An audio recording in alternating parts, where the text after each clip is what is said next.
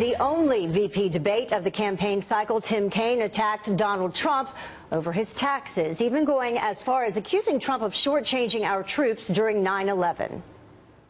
Governor Pence just said that Donald Trump will rebuild the military. No, he won't. Donald Trump is avoiding paying taxes. The New York Times story suggested that he probably didn't pay taxes for about 18 years starting in 1995.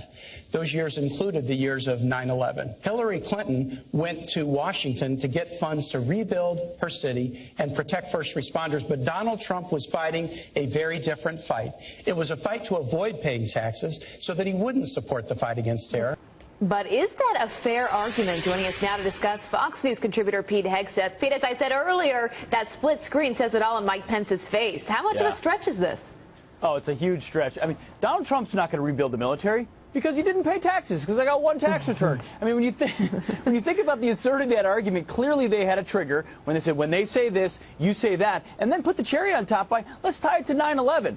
But if you want to, everyone tries to tie to 9/11. You want to step back about 9/11, let's look at who still lives in a 9/11 mindset. And I think that's the narrative of this election cycle. Are we going to call it radical Islamic terrorism and take it on, or are we going to brush past it? They're trying to win cheap political points, and that's exactly what this was. Yeah, and speaking of when he says this, you say that, it seemed to go back to taxes over and over when it came to foreign policy. In terms of Aleppo, he talked about Donald Trump's taxes. In terms of Russia, North Korea as well. So is it because they really just didn't have any positive points to make that Hillary Clinton had accomplished?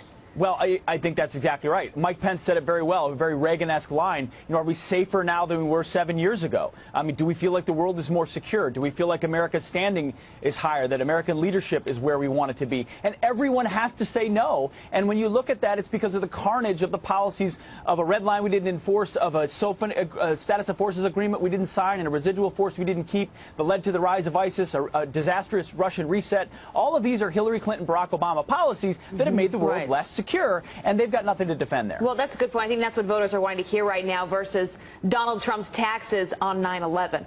That's what people are caring about. No, exactly. It's exactly right. And they're defending their other point that they always bring up is the Iranian deal, as if its legacy is sealed as a good one. I think most Americans still are very skeptical of whether or not that'll work out well. Yeah, and Pence kept trying to call him out on that. But the litany that you just went through, you know, in terms of the Iran deal, in terms of the reset of Russia, and all of that, was Pence able to do a good enough job countering it like you just did?